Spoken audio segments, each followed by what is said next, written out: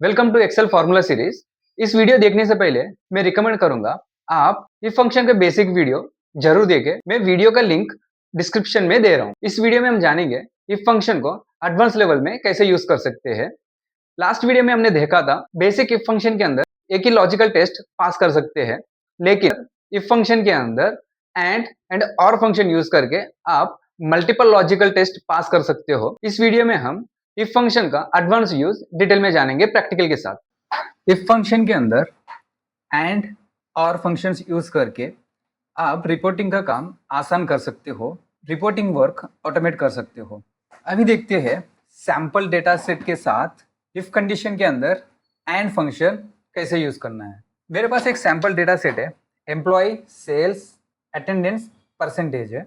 यहाँ पे हमें कैलकुलेट करना है बोनस के लिए एम्प्लॉय एलिजिबल है या नहीं। यहाँ पे कंडीशन है employee gets bonus only if sales greater than or equal to 1 lakh and attendance greater than or equal to 90%। मतलब यहाँ पे दो कंडीशंस सेटिस्फाइड होना चाहिए।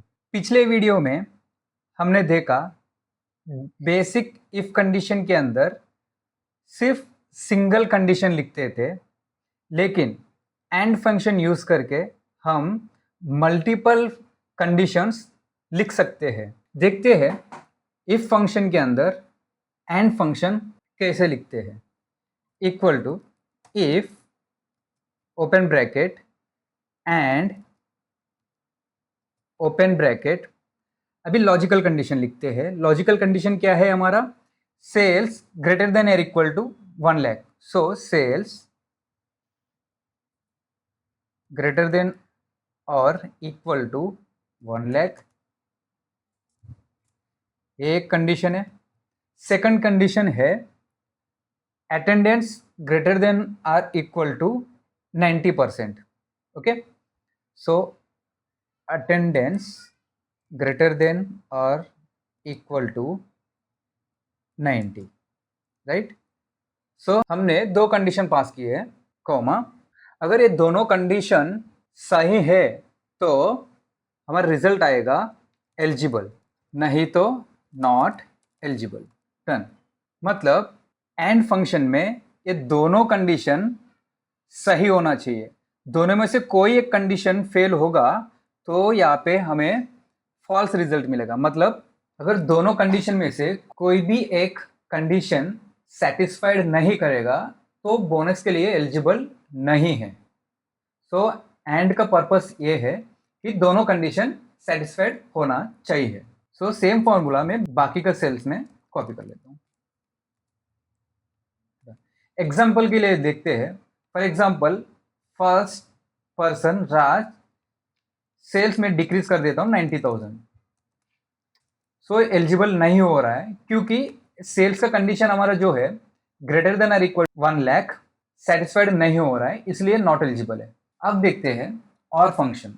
जैसे हमने देखा एंड फंक्शन के अंदर सारे कंडीशंस सेटिस्फाइड होगा तो ही हमें जो रिजल्ट चाहिए वो मिलेगा, राइट। कमिंग टू और कंडीशन, मल्टीपल कंडीशंस में से कोई एक कंडीशन भी अगर सेटिस्फाइड होगा तो भी हमें रिजल्ट मिलेगा। फॉर एग्जाम्पल कैंडिडेट शॉर्टलिस्टेड है या नहीं चेक करना है। कंडीशन ये है एक्सपीरियंस ग्रेटर देन और इक्वल टू 5 ईयर्स होना चाहिए और सर्टिफिकेशन यस होनी चाहिए। तो मतलब दोनों में से कोई एक भी कंडीशन सेटिस्फाइड होगा तो भी यहाँ पे शॉर्टलिस्टेड है। चलो देखते हैं कैसे लिखते हैं। इक्वल टू इफ और ओपन ब्रैकेट, लॉजिकल टेस्ट क्या है? एक्सपीरियंस देखना है ग्रेटर देन और इक्वल टू 5 ईयर्स है या नहीं। एक्सपीरियंस ग्रेटर देन और इक्वल टू 5। सेकंड कंडीशन क्या है? सर्टिफिकेशन एस होनी चाहिए, तो सर्टिफिकेशन एस ब्रैकेट क्लोज। सो ये दोनों कंडीशन में से कोई एक कंडीशन सेटिस्फाइड होगा तो भी कैंडिडेट को शॉर्ट लिस्टेड गिना जाएगा, राइट। Short listed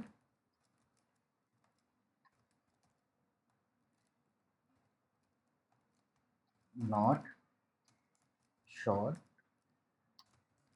listed.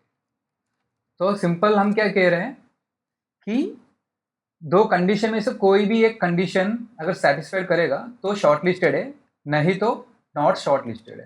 ठीक है, एंटर, डन। एक सिनारियो चेक करते हैं।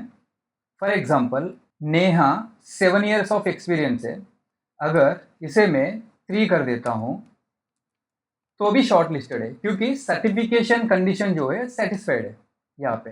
अगर सर्टिफिकेशन को भी अगर मैं नो करता हूं तो यहाँ पे नॉट शॉर्ट लिस्टेड है, क्योंकि दोनों में से कोई भी कंडीशन सेटिस्फाइड नहीं कर रहा है। I hope you enjoyed this video. अगर ऐसे ही एक्सेल एंड डेटा एनालिस्ट से रिलेटेड कंटेंट देखना है तो kindly subscribe to the channel and share this video with your friends.